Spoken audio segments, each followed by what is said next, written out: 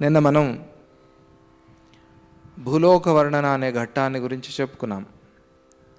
అంటే ఆ సరస్వతీదేవి లీలాదేవి భూలోకాన్ని ఎలా చూశారు, ఆ వర్ణన ఎలా ఉంది అనే దాని గురించి మనం చెప్పుకున్నాం. ఇక ఈరోజు మెల్లగా అలా అలా దిగి వస్తూ ఆ భూమండలంలో ఆ వశిష్ఠుడు ఉన్న ఆ గుడిసెని వాళ్ళు చూస్తారు. చూసి ఇద్దరు కూడా ఆ గుడిసెలోకి దిగుతారు.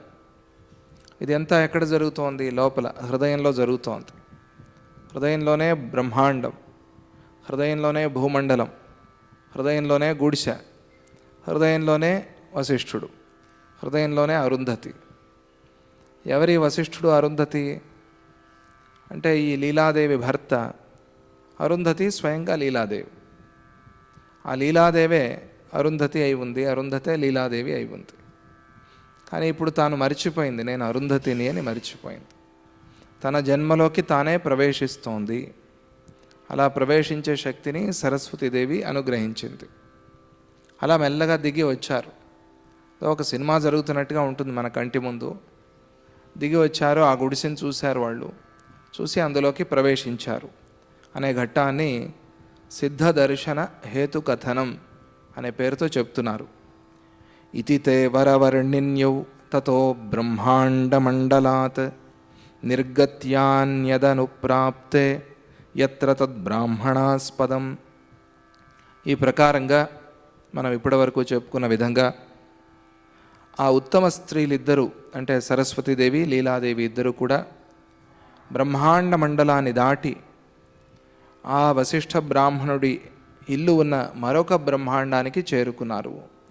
ఇప్పటి వరకు వాళ్ళు చూసిన బ్రహ్మాండం వేరే, ఇప్పుడు వాళ్ళు వచ్చిన బ్రహ్మాండం వేరే. ఆ గెలాక్సీ వేరే, ఈ గెలాక్సీ వేరే. ఇక్కడికి వచ్చారు. వచ్చి ఆ భూమండలాన్ని దాటి ఆ భూమండలంలో ఆ గిరిగ్రామానికి వచ్చి ఆ పల్లెలో, ఆ ఊర్లో, ఆ గుడిసెలోకి వాళ్ళు ప్రవేశించారు. సిద్ధ స్త్రీలైన ఆ లీలాదేవి సరస్వతీదేవి ఇద్దరూ కూడా అదృశ్య రూపంలో ఆ వశిష్ఠ బ్రాహ్మణుడి ఇంటిలోకి ప్రవేశించారు. అదృశ్య రూపం అంటే ఎవరికి కనిపించని రూపం. వాళ్ళకు మాత్రమే తెలుసు, వాళ్ళిద్దరికీ పరస్పరం కనిపిస్తారు, వేరే ఎవరికి వాళ్ళ రూపం కనిపించదు. అలా కనిపించని రూపంతో వాళ్ళిద్దరూ దిగారు. అందుకే మనం నామ సంకీర్తన చేస్తున్నా, జపం చేస్తున్నా, భజన చేస్తున్నా, అనుష్ఠానం చేస్తున్నా, మనం ఏ దేవతనైతే కొలుస్తూ ఉన్నామో, ఏ దేవతనైతే పిలుస్తూ ఉన్నామో ఆ దేవత సూక్ష్మంగా అక్కడే ఉంటారు. ఎత్ర ఎత్ర రఘునాథ కీర్తనం అంటే అర్థం ఏమిటి? సూక్ష్మస్వరూపంగా ఉన్నాడు ఆంజనేయ స్వామి అని. మనకు కనిపిస్తాడా? మనకు కనిపించడు. మన భక్తి ఇంకా బాగా పరిపూర్ణంగా పక్వతకి చేరితే అప్పుడు కనిపిస్తుంది ఆ రూపం.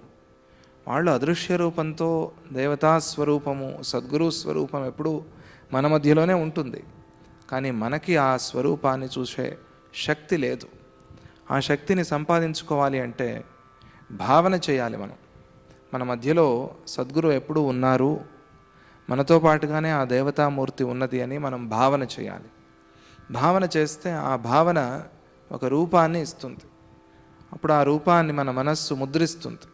ముద్రించినప్పుడు దాని దర్శనం మనకి అవుతుంది. అప్పటి వరకు మనం భావన చేయాలి. ఆ భావనతో మనకు ఆ స్వరూపాన్ని చూసే శక్తి వస్తుంది. ఇక్కడ వీళ్ళు అదృశ్యంగా దిగారు, కానీ సరస్వతీదేవి లీలాదేవికి కనిపిస్తుంది, లీలాదేవి సరస్వతీదేవికి కనిపిస్తుంది. వీళ్ళిద్దరూ మాత్రం వేరే ఎవరికి కనిపించరు.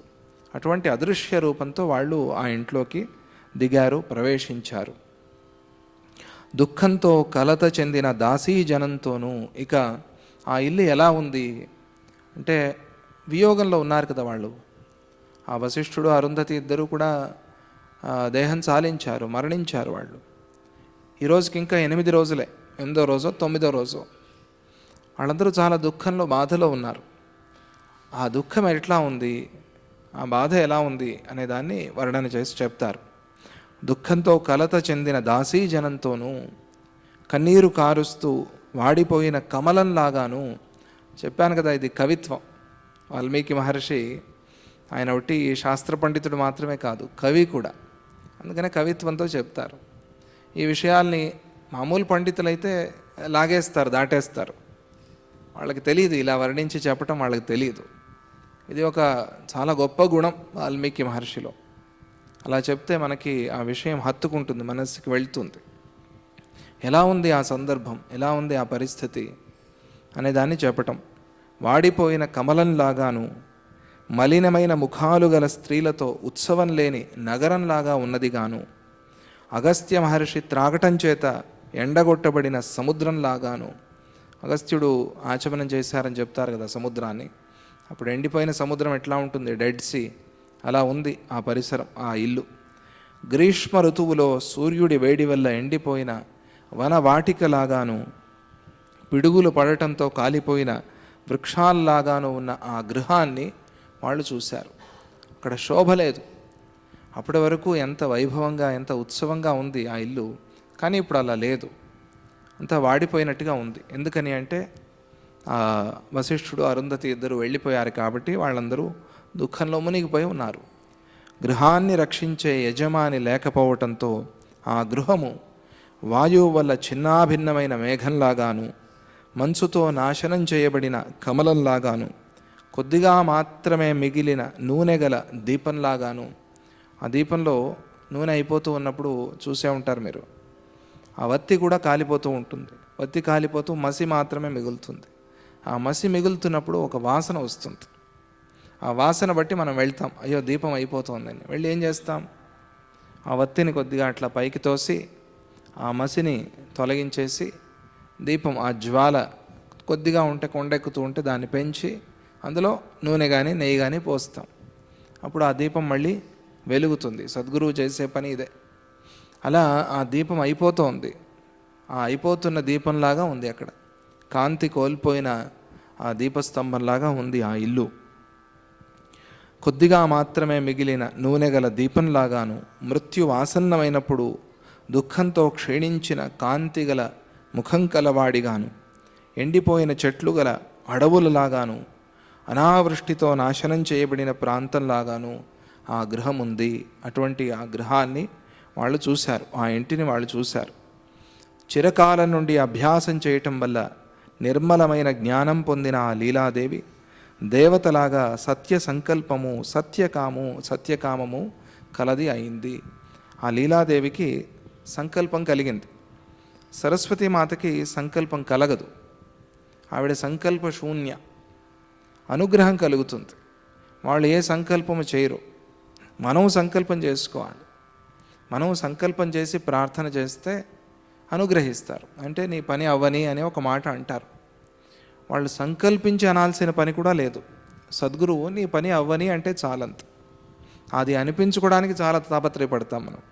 వాళ్ళు చేసిన తపశ్శక్తితో, వాళ్ళు చేసిన అనుష్ఠానంతో మన కార్యం, మన పనులు నెరవేరుతాయి. అందుకని అవుతుందనండి అని ఒప్పించుకోవడానికి చాలా ప్రయత్నం చేస్తాం మనం. వాళ్ళు సంకల్పం చేయరు, వాళ్ళు అవుతుంది మంచిది అంటారు. ఇక్కడ చిరకాలం నుంచి అభ్యాసం చేసి ఉంది కాబట్టి ఆ లీలాదేవి సత్య సంకల్ప, సత్యకామ అయింది. అంటే తన సంకల్పం సత్యం, నెరవేరి తీరుతుంది. తన కామం సత్యం, అంటే అది అసత్యమైన కామం కాదు. అసత్యాన్ని గురించి వాళ్ళు కోరుకోరు, సత్యాన్ని గురించే కోరుకుంటారు. దీన్ని సత్యకామ అంటారు.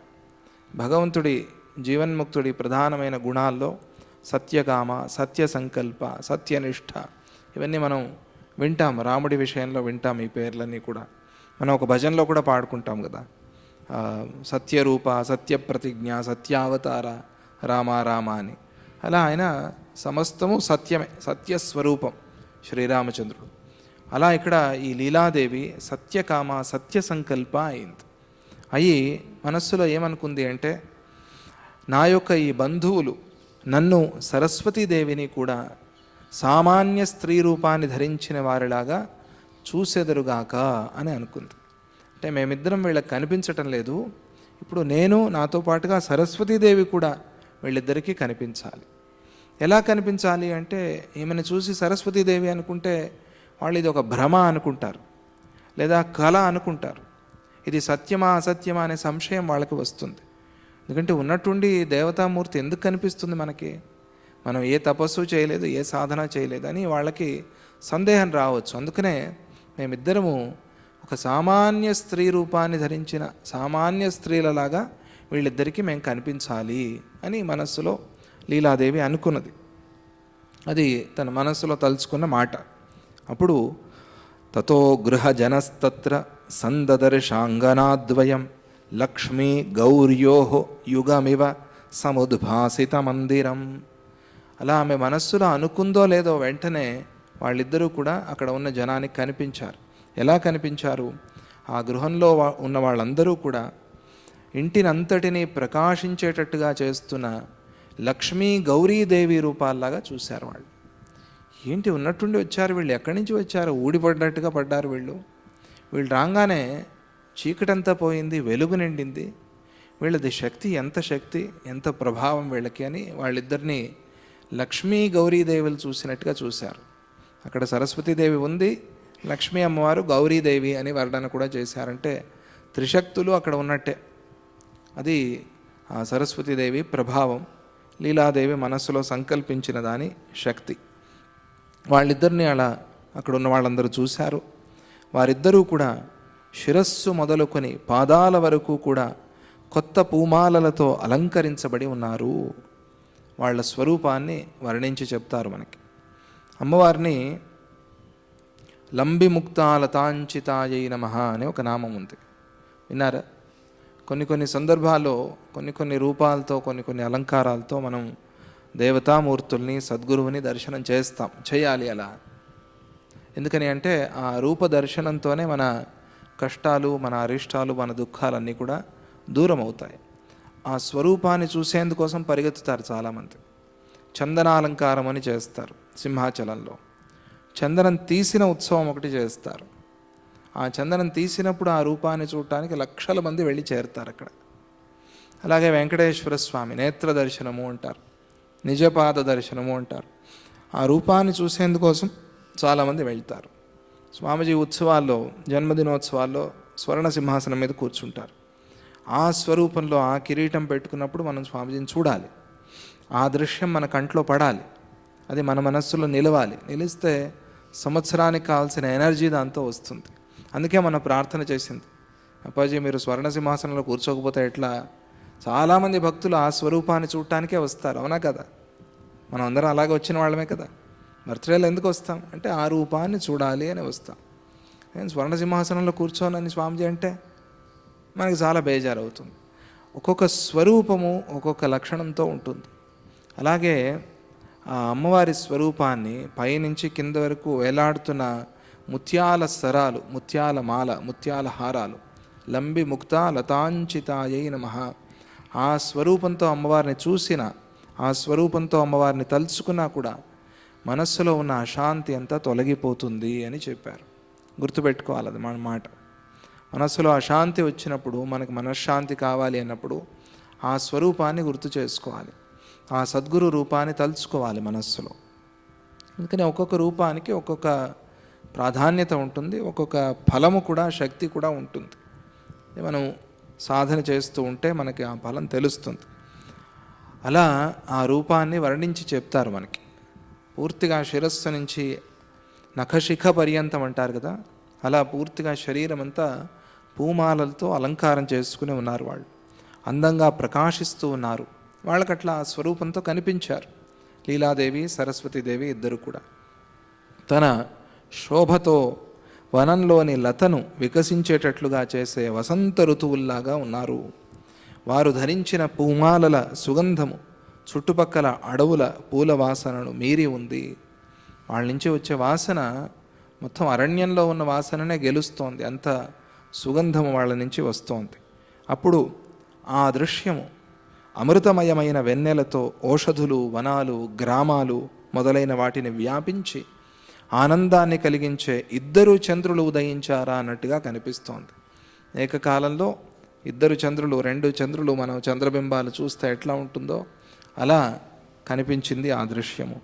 వేలాడుతున్న పొడవైన కేశాలకు దగ్గరగా ఉన్న చంచలమైన నేత్రాలు అనే తుమ్మెదలతో కూడిన నల్లని తామర పువ్వులలాగా ఉన్న వారిద్దరూ, ఇది చాలా కవిత్వంతో కూడిన ఒక విషయం. అది ఆ కేశాల దగ్గర కదులుతున్న తుమ్మెదల్లాగా వాళ్ళ కళ్ళున్నాయి, ఆ కళ్ళతో ఉన్న చక్కటి ముఖం అది అని. అంటే మీనాక్షి, కామాక్షి, లోలాక్షి ఇటువంటి పదాలన్నీ లలితా సహస్రనామంలో వింటాం కదా. ఆ కళ్ళని వర్ణించి చెప్తూ ఉన్నారు. దివ్యమైన జాజి పూలను వర్షించేటట్లుగా చేస్తున్నారా అన్నట్టుగా కనిపించారు సరస్వతీదేవి, లీలాదేవి. బంగారు నీటి ప్రవాహంతో సమానమైన దేహకాంతులను కలిగి ఉన్న వారిద్దరూ, ఎలా ఉంది వాళ్ళ శరీరం అంటే వాళ్ళు కదులుతూ ఉంటే బంగారు నీరు నదిలో కదులుతోందా అన్నట్టుగా ఉన్నారు వాళ్ళు. అంటే బంగారు స్వర్ణమయంగా ఉన్నారు. హిరణ్యవర్ణాం హరిణీం సువర్ణ రజత స్రజాం అంటారు కదా, హిరణ్యవర్ణంగా ఉన్నారు వాళ్ళిద్దరు. అమ్మవారిని హరిద్రాభిషేకం చేసినప్పుడు దర్శనం చేసి ఈ భావన చేయాలి అని చెప్తారు. అంటే హిరణ్యవర్ణంగా అమ్మవారిని భావన చేయటం అది ఐశ్వర్యాన్ని ఇస్తుంది. ఆ రూప స్మరణ ఐశ్వర్యాన్ని ఇస్తుంది, మనకి దారిద్ర్యాన్ని పోగొడుతుంది. అక్కడ ఉన్న అడవిని తమ కాంతితో స్వర్ణమయం చేస్తున్నారు. వారిద్దరూ అందమైన లక్ష్మి కోసం ఏర్పాటు చేసిన ఉయ్యాలలలాగాను, స్వభావ సుందరమైన బ్రహ్మ సముద్రంలోని తరంగాలలాగాను ఉన్నారు. అది వాళ్ళ వర్ణన. సామాన్యమైన శరీరం కాదది, సామాన్యమైన స్వరూపం కాదది. ఎర్రటి చేతులతో కూడిన బాహులతలను ఊపుతూ కొత్తవి బంగారుమయమైనవి అయిన కల్పలతల వనాలను కల్పిస్తున్నారా అన్నట్టుగా ఉన్నారు. వాడిపోని పూలమాలల్లాగాను, పొడవైన తామర పువ్వులలాగాను ఉన్న తమ పాదాలతో వారు మెల్లగా భూమిని తాకారు. ఇది వీళ్ళు గమనించలేదు. అప్పటి వరకు అట్లా కొద్దిగా 1 ఇంచు ఆకాశంలో ఉన్నారు, మెల్లగా భూమి మీద దిగారు వాళ్ళు. ఇది వీళ్ళకి తెలియలేదు. యుధిష్ఠిరుడు కూడా అట్లాగే కొద్దిగా భూమి పైన నడుస్తూ ఉండేవాడు. భూస్పర్శ లేదు ఆయనకి. కానీ ఒక అబద్ధం చెప్పాడు, భూమి మీద పడిపోయాడు అని మహాభారతంలో చెప్తారు. అంటే ఒక అసత్యం అంత పని చేస్తుంది, మనల్ని కింద పడేస్తుంది. అందుకనే సత్యవ్రతంగా ఉండాలి అని చెప్తారు. వీళ్ళిద్దరూ సత్యస్వరూపంగా ఉన్నారు. కానీ ఇప్పుడు వీళ్ళకి కనిపించే స్వరూపాన్ని ధరించి ఉన్నారు కాబట్టి వీళ్ళలో నమ్మకం కలిగించాలి అంటే గాల్లో తిరిగితే భూతము దయ్యం అనుకుంటారు. అందుకనే భూమి మీద తిరగాలి. అందుకనే భూమి మీదకి దిగారు వాళ్ళిద్దరూ. దిగి కనిపిస్తూ ఉన్నారు వీళ్ళిద్దరికీ. వారి చూపులు అనే అమృతం ప్రసరించటం వల్ల ఎండి పాలిపోయినటువంటి తమాల వృక్షాలు కూడా మళ్ళీ చిగురిస్తున్నాయా అన్నట్టుగా ఉంది. వాళ్ళ దృష్టి పడితే చాలు, ఆ దృష్టితోనే ఎండిపోయిన చెట్టు కూడా మళ్ళీ చిగురిస్తోందా అన్నట్టుగా ఉంది. అంత అమృతాన్ని, అంత దయని వాళ్ళు ఆ కంటి చూపులతో కురిపిస్తూ ఉన్నారు. అలా వాళ్ళు కనిపించగానే నమోస్తు వనదేవీభ్యాం ఇత్యుక్త్వా కుసుమాంజలిం తత్యాజ జ్యేష్ఠ శర్మాథ సార్ధం గృహజనేన సహ. వాళ్ళిద్దరిని చూస్తూ ఉండగానే వశిష్ఠుడు అరుంధతి దంపతుల జ్యేష్ఠపుత్రుడు ఉన్నాడు కదా, పెద్దవాడు, పెద్ద కొడుకు, వాడికి తెలిసింది వీళ్ళు వచ్చిన వాళ్ళు సామాన్యమైన వాళ్ళు కాదు, వీళ్ళు వనదేవతల్లాగా ఉన్నారు, వనదేవతలే ఈ స్వరూపాన్ని తీసుకుని వచ్చారేమో అని అనిపించింది. వెంటనే మీ ఇద్దరికీ, వనదేవతలిద్దరికీ నమస్కారము అని ఆ జ్యేష్ఠపుత్రుడైన జ్యేష్ఠ శర్మ, వాడి పేరు కూడా జ్యేష్ఠ శర్మ, ఇంటి వారితో కలిసి, ఆ బంధువులతో కలిసి వారికి ఆ పూలతో అంజలిని సమర్పణ చేశారు. పుష్పాంజలి సమర్పణ చేశాడు పాదాల మీద. ఆ పుష్పాంజలి తామర తీగ యందు ఉన్న పువ్వుల మీద మంచు బిందువులు పడినట్టుగా ఉన్నాయి. ప్రొద్దున పూట చూస్తే మనం గార్డెన్లో మెల్లగా అట్లా చిన్న చిన్న మంచు బిందువులు పడి ఎంత అద్భుతంగా కనిపిస్తాయి. దాని మీద సూర్యరశ్మి పడింది అనుకోండి, రంగురంగులుగా కనిపిస్తూ ఉంటుంది. అలా ఉంది. ఆ పాదాలు పద్మాల్లాగా ఉన్నాయి, వీళ్ళు వేసిన పుష్పాలు ఆ పద్మం మీద మంచులాగా ఉంది. ఈ భావనలన్నీ చాలా అవసరం మనకి సాధనలో, చాలా ముఖ్యమైన భావనలు. దీంతో ఏం ప్రయోజనమో అని అనుకోకూడదు. ఇది భక్తిని పెంచే ఒక విధానం. అలా జ్యేష్ఠ శర్మాదులు ఆ దేవతలకి నమస్కారం చేస్తూ చెప్తున్నారు. జయతం వనదేవ్యౌనో దుఃఖనాశార్థమాగతే ప్రాయః పర పరిత్రాణమేవ కర్మ నిజం సతాం. ఇది అద్భుతమైన మాట, ఇది గుర్తుపెట్టుకోవాలి మనం. ఆ జ్యేష్ఠ శర్మతో పాటుగా అందరూ కలిసి వాళ్ళని ప్రార్థన చేస్తూ ఇట్లా చెప్తున్నారు. ఈ వనదేవి ద్వయానికి నమస్కారం, మీ ఇద్దరికీ నమస్కారం, మీ ఇద్దరికీ జయమగుగాక. మీరిద్దరూ కూడా మా దుఃఖాన్ని పోగొట్టాలి అనే ఇక్కడికి వచ్చారు. ఎందుకంటే మిమ్మల్ని చూస్తూ ఉండగానే మా దుఃఖం ఎగిరిపోయింది. మేమేమీ చెప్పుకోలేదు, మీరు ఏమీ చెప్పలేదు, మీరు ఓదార్చను లేదు, మేము ఓదార్పుని ఆశించను లేదు. మిమ్మల్ని చూశాము, మా దుఃఖం ఎగిరిపోయింది. ఇదే దేవతా దర్శనానికి, సద్గురు దర్శనానికి ఉన్న శక్తి. ఆ దర్శనంతోనే దుఃఖాలు పోతాయి. కానీ మనం దర్శనం చేసే స్థితి మనకు ఉండదు. ఎందుకంటే ఏదో గాబరా, ఏదో టెన్షను, ఏదో టికెట్ బుక్ అయిపోయింది, పరిగెత్తాలి, మాట్లాడాలి. అరే సరిగ్గా చూడు, ముందు దర్శనం చేసుకో, తర్వాత పిలిచి మాట్లాడతారు. అంత టైం ఎక్కడుంది మనకి? అంత ఓపిక ఎక్కడ ఉంది? ఎప్పుడు మాట్లాడాలి, సమాధానం చెప్పాలి అని అనుకుంటాం మనం. దర్శనం చేయాలి అనే స్థితే లేదు. ఇప్పుడు ఈ కాలం తగ్గిపోతుంది భక్తుల్లో. పేషెన్స్ లేదు, తొందరగా దిఢీర్ అయిపోవాలి. అదే మనశ్శాంతిగా, ఆనందంగా, సంతోషంగా, శాంతంగా ఒక్క నిమిషం అట్లా ఆ దృష్టి పెట్టి దర్శనం చేస్తే ఎంత సుఖం, ఎంత ఆనందం. ఇదివరకు భక్తులు అట్లా చాలా ఓపికగా ఉండేవాళ్ళు. ఇప్పుడు ఆ ఓపిక తగ్గింది అని స్వామీజీ కూడా ఎన్నోసార్లు చెప్తారు. అది మంచిది కాదు, మంచి విధానం కాదు అది. వాళ్ళు అలా చూశారు, ఆ దర్శనంతో దుఃఖాలు ఎగిరిపోయాయి. అదే వాళ్ళు చెప్తున్నారు, మీరిద్దరూ కూడా మా దుఃఖాన్ని పోగొట్టాలి అనే సంకల్పంతోనే ఇక్కడికి వచ్చారు అని అంటూ, ఇక సాధువుల స్వభావం, వాళ్ళ లక్షణం ఏమిటి అనే దాని గురించి చెప్తారు.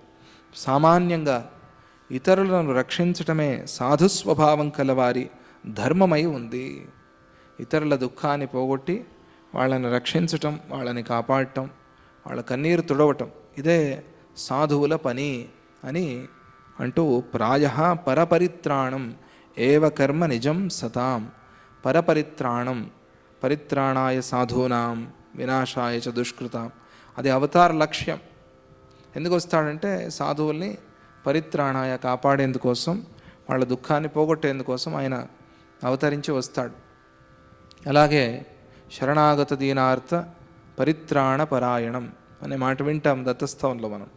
శరణ్ అంటే పరిత్రాణ, మన దుఃఖాన్ని పోగొట్టి, పరిత్రాణం అంటే రక్షణ చేస్తాడు అని. అలా మీరు మమ్మల్ని కాపాడటానికే వచ్చారు, ఎందుకంటే అది మీ ధర్మం. మీకే తెలియక మీలో సహజంగా స్వభావం ఉంది. అది మా దుఃఖాన్ని మీరు పోగొడతారంతే. ఎలా పోతుంది అని మీరు పోగొడతారంతే. మాకు తెలియదు స్వామీజీ, అదంతా మాకు అవసరం లేదు. మీరు పోగొడతారంతే, మా దుఃఖం పోతుంది అంతే. ఎందుకు? అది మీ ధర్మం, నిజం కర్మ, సహజ స్వభావం అది అంటామే. అలా అది మిమ్మల్ని చూడటంతోనే మా దుఃఖం పోయింది. ఇలా వారు మాట్లాడిన మాటలు విని ఆ అమ్మలిద్దరూ కూడా, మీరు ఏ దుఃఖాలను అనుభవిస్తున్నారు, ఎందుకు ఈ దుఃఖం మీకు వచ్చింది, దానికి కారణం ఏమిటో చెప్పండి అని అడుగుతారు. అంటే వాళ్ళకి తెలియదని కాదు, వీళ్ళతో చెప్పించాలి అని. ఎక్కడి నుంచో ప్రయాణం చేసి హృదయాకాశంలో ఆ బ్రహ్మాండం అంతా చూసి, ఆ భూమండలం అంతా చూసి దిగిన వాళ్ళకి తెలియదా వీళ్ళు ఎందుకు ఏడుస్తున్నారని. కానీ వాళ్ళతో చెప్పించాలి. వాళ్ళు ఏ దుఃఖాన్ని అనుభవిస్తున్నారు దాన్ని తెలుసుకుని ఆ దుఃఖాన్ని పోగొట్టాలి. అందుకనే అడగాలి. కాబట్టి అలా అడుగుతున్నారు. మనం కూడా ఏదైనా ఇంట్లో ఏవైనా జరిగి ఉంటాయనుకోండి, ఎవరైనా వచ్చారు, మా ఇంట్లో అది జరిగింది, ఎలా జరిగింది అని అడుగుతాం. ఎందుకంటే వాళ్ళు చెప్పుకోవటం వల్ల ఆ దుఃఖం వాళ్ళకి తగ్గుతుంది. అందుకనే ఎన్నిసార్లు చెప్తారు అని అనకూడదు, ఎన్నిసార్లు అడగాలి, ఎన్నిసార్లు వినాలి అని కూడా అనుకోకూడదు. దుఃఖంలో ఉన్నవాడిని అడగాలి, ఏమైంది, ఎలా జరిగింది అంటే వాడేవో చెప్పుకుంటాడు. చెప్పుకొని కొద్దిగా మనసులో బరువు తగ్గినట్టుగా భావన చేస్తారు. అందుకనే ఆ బరువుని తగ్గించడం కోసం ఆ ఇద్దరు అడిగారు. అప్పుడు వాళ్ళు చెప్పడం ప్రారంభిస్తారు, వాళ్ళ దుఃఖం ఎందుకు వచ్చింది అని. ఎందుకు వచ్చింది అంటే మాతాపితృ వియోగం, ఆ వియోగంలో ఉన్నాం మేము, అందుకనే ఆ దుఃఖాన్ని అనుభవిస్తూ ఉన్నామని ఇలా చెప్పకుండా చాలా గొప్పగా వర్ణించి అద్భుతంగా చెప్తారు. వాళ్ళకి ప్రకృతి అంతా కూడా దుఃఖంలో మునిగిపోయింది అన్నట్టుగా కనిపిస్తుంది. అలా వర్ణించి చెప్తారు. ఆ దుఃఖాన్నంతా విని ఆ లీలాదేవి, ఆ జ్యేష్ఠపుత్రుడి, తన కొడుకే, తనకు మాత్రమే తెలుసు తన కొడుకు అని, వాడికి తెలియదు వచ్చింది మా అమ్మ అని వాడికి తెలియదు. అది విచిత్రం. ఎందుకంటే ఆ స్వరూపంలో లేదు, ఇప్పుడు లీలాదేవిగా ఉంది, కానీ ఈవిడికి తెలుసు. ఇదే కొన్ని సందర్భాల్లో మనకు అవుతూ ఉంటుంది. ఎవరినైనా చూసినప్పుడు ఏదో ఒక జన్మాంతర బంధం ఉందేమో అని అనిపిస్తుంది. అందరికీ భావన కలుగుతూ ఉంటుంది. అలా ఎందుకు అవుతుంది అంటే, మనం చూసేది ఈ జన్మ, కానీ ఏ జన్మల్లో ఏ బంధుత్వం ఉందో. అలానే బంధువు అని అందరి వెంట పడితే అది అసహ్యంగా ఉంటుంది, కొడతారు కూడా. అట్లా కాదు, అది అట్లా అనిపిస్తుంది కొన్ని సందర్భాల్లో. వీడు నా తమ్ముడు, వీడు నా చెల్లి, ఈమె నా అక్క, ఇట్లా ఈ భావన కలుగుతుంది కొన్ని సందర్భాల్లో. ఏమిటి కారణం అంటే తెలియదు. అలాగే ఈవిడిని చూస్తూనే ఏదో ఒక తల్లి భావన కలిగింది, కానీ తల్లి అని తెలియదు. ఆవిడికి మాత్రం తెలుసు, వీడు నా పెద్ద కొడుకు, వీళ్ళందరూ నా పిల్లలు, వీళ్ళందరూ నా బంధువులు అని ఆవిడికి తెలుసు. ఆ లీలాదేవి ముట్టింది ఆ స్పర్శ తల మీద చేయి వేసి, వాడికి దాంతో ఒక అమృతంలో స్నానం చేసినట్టుగా అయింది. అసలు దుఃఖమే లేదు ప్రపంచంలో అనుకున్నాడు. దుఃఖం ఉంది అనుకోవటమే అసత్యం, అదే అబద్ధం. దుఃఖం లేనే లేదు ప్రపంచంలో, ఉన్నది సుఖమే, ఆనందమే ఉంది అని ఆ స్థితికి వాడు వెళ్ళాడు. అది ఆ తల్లి యొక్క స్పర్శకి ఉన్న శక్తి. దాన్ని వర్ణించి చెప్తారు తర్వాత. ఆ విషయాన్ని మనం తర్వాత చెప్పుకుందాము.